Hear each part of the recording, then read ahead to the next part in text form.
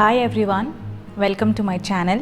ഇന്ന് ഞാൻ വന്നിട്ടുള്ളത് 5 അടിയോളം വലിപ്പമുള്ള ഒരു ഫിഷ് ടാങ്ക് ഞങ്ങൾ എങ്ങനെയാണ് ക്ലീൻ ആക്കുന്നത് എന്ന് കാണിക്കാനാണ്. ഇത് എൻ്റെ ഉമ്മാൻ്റെ വീടാണ്. ഇവിടെയുള്ള ഈ അക്വേറിയത്തിൻ്റെ വലിപ്പം എന്ന് പറയുന്നത് 5 അടിയോളം വീതിയും 1.5 അടിയിലേറെ ഹൈറ്റും ഉണ്ട് ഇതിന്. അക്വേറിയം ക്ലീൻ ആക്കാനായിട്ട് ആദ്യം തന്നെ നമുക്കിതിൻ്റെ മുകൾ ഭാഗത്തുള്ള ഇതിൻ്റെ ഹെഡ് ഡെക്കറേഷന് വെച്ചിട്ടുള്ള ഈ ഒരു പീസ് എടുത്ത് മാറ്റാം. മീനുകളെല്ലാം ഓരോ ഗ്രൂപ്പ് ആക്കിയിട്ട് ഓരോ പാത്രത്തിലേക്ക് ഇട്ടേക്കാണ്.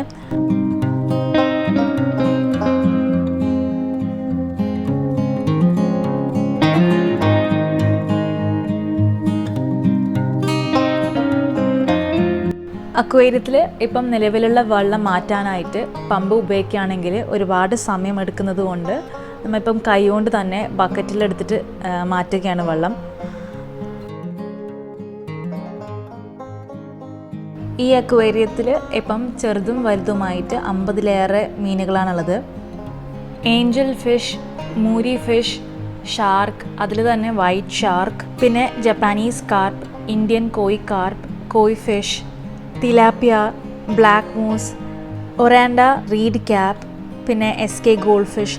ഇതൊക്കെ കൂടാതെ തന്നെ വേറെയും ഒരുപാട് മീനുകൾ ഇതിനകത്തുണ്ട്.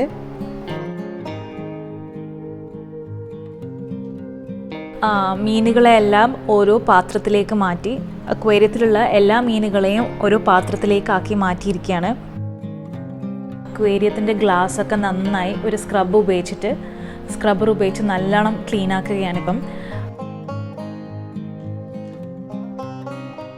താഴെ അടിയിൽ ബേസിൽ വെച്ചിട്ടുണ്ടായിരുന്ന ഡെക്കറേഷൻ കല്ലുകളൊക്കെ ഒരു ബക്കറ്റിലേക്ക് ആക്കുകയാണ്.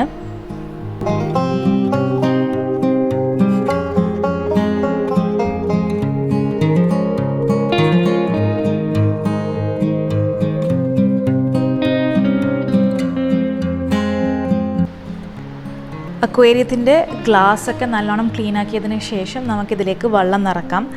അപ്പം വെള്ളം നിറക്കുന്നതിനിടയിൽ തന്നെ നമുക്ക് മീനുകളെ ഓരോന്നായിട്ട് എടുത്ത് ഇതിലേക്ക് ഇട്ടുകൊടുക്കാം.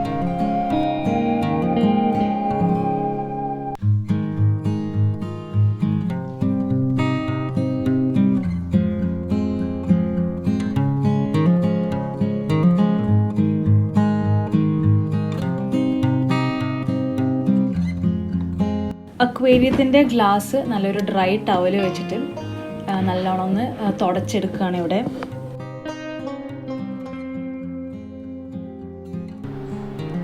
ഇതാണ് നമ്മൾ ഈ അക്വേറിയത്തിന് ഉപയോഗിക്കുന്ന ഫിൽട്ടർ പമ്പ്. ഇത് നല്ലോണം വെള്ളത്തിലുള്ള കച്ചറയും അഴുക്കും ഒക്കെ നല്ലോണം ഫിൽട്ടർ ചെയ്യുന്നതാണ്. ഇതിനകത്തൊരു സ്പോഞ്ച് ഉണ്ട്. ആ സ്പോഞ്ച് ക്ലീൻ ആക്കുന്നതാണ് നിങ്ങളിപ്പോൾ കാണുന്നത്.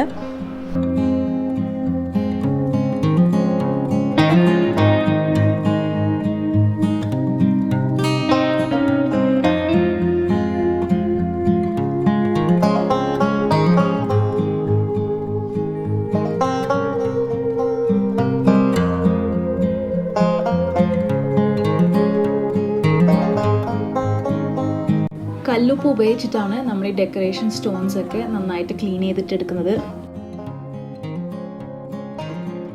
ക്ലീൻ ചെയ്തതിന് ശേഷം നമുക്ക് ഈ സ്റ്റോൺസ് ഒക്കെ അക്വേറിയത്തിൻ്റെ ബേസിൽ അടിയിൽ വെച്ച് കൊടുക്കാം.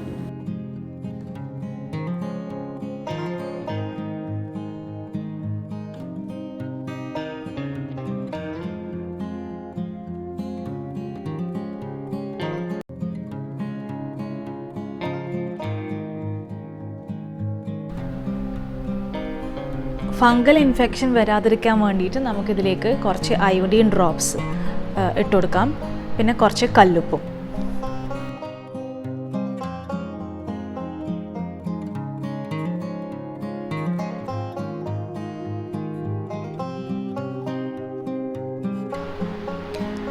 നിങ്ങൾക്ക് ഈ വീഡിയോ ഇഷ്ടപ്പെട്ടാൽ തീർച്ചയായും ലൈക്ക് ചെയ്യുക, കമൻറ്റ് ചെയ്യുക, നിങ്ങളുടെ ഫാമിലിക്കും ഫ്രണ്ട്സിനും ഷെയർ ചെയ്യുക.